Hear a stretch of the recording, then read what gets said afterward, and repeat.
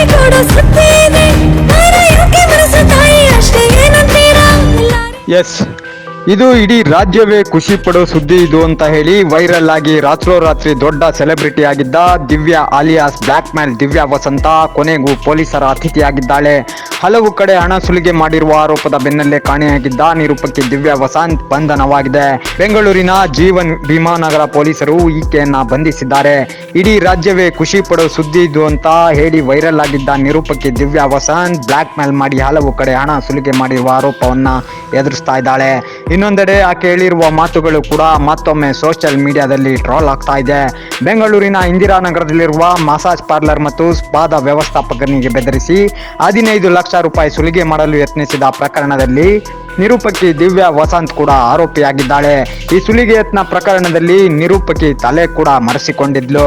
ಖಾಸಗಿ ಸುದ್ದಿವಾಹಿನಿಯಲ್ಲಿ ನಿರೂಪಕಿಯಾಗಿದ್ದ ದಿವ್ಯಾ ವಸಂತ್ ತಿಂಗಳ ಹಿಂದೆ ಕೆಲಸ ಕೂಡ ಬಿಟ್ಟಿದ್ಲು. ಇನ್ಸ್ಟಾಗ್ರಾಮ್ ಮತ್ತು ಇತರೆ ಸೋಷಿಯಲ್ ಮೀಡಿಯಾಗಳಲ್ಲಿ ರೀಲ್ಸ್ ಮತ್ತು ವಿಡಿಯೋಗಳ ಮೂಲಕ ಖ್ಯಾತಿ ಪಡೆದಿದ್ಲು. ಈ ಮೊದಲು ಖಾಸಗಿ ಸುದ್ದಿವಾಹಿನಿಯಲ್ಲಿ ಕೆಲಸ ಮಾಡುವಾಗ ಕಡಿಮೆ ಸಂಬಳ ಇತ್ತು. ಆಕೆಯು ಐಷಾರಾಮಿ ಜೀವನದ ಆಸೆಗೆ ಬಿದ್ದು ಸುಲಭವಾಗಿ ಹಣ ಸಂಪಾದಿಸಲು ಅಡ್ಡ ಮಾರ್ಗ ತುಳಿದು ಇದೀಗ ಜೈಲಿನತ್ತ ಮುಖ ಮಾಡಿದ್ದಾಳೆ. ಇನ್ನೊಂದೆಡೆ ಟಿವಿ ಹೆಸರು ಹೇಳಿಕೊಂಡು ಆಕೆ ಮಾಡುತ್ತಿದ್ದ ಒಂದೊಂದೇ ದುಷ್ಕೃತ್ಯಗಳು ಕೂಡ ಬಯಲಾಗಿದೆ.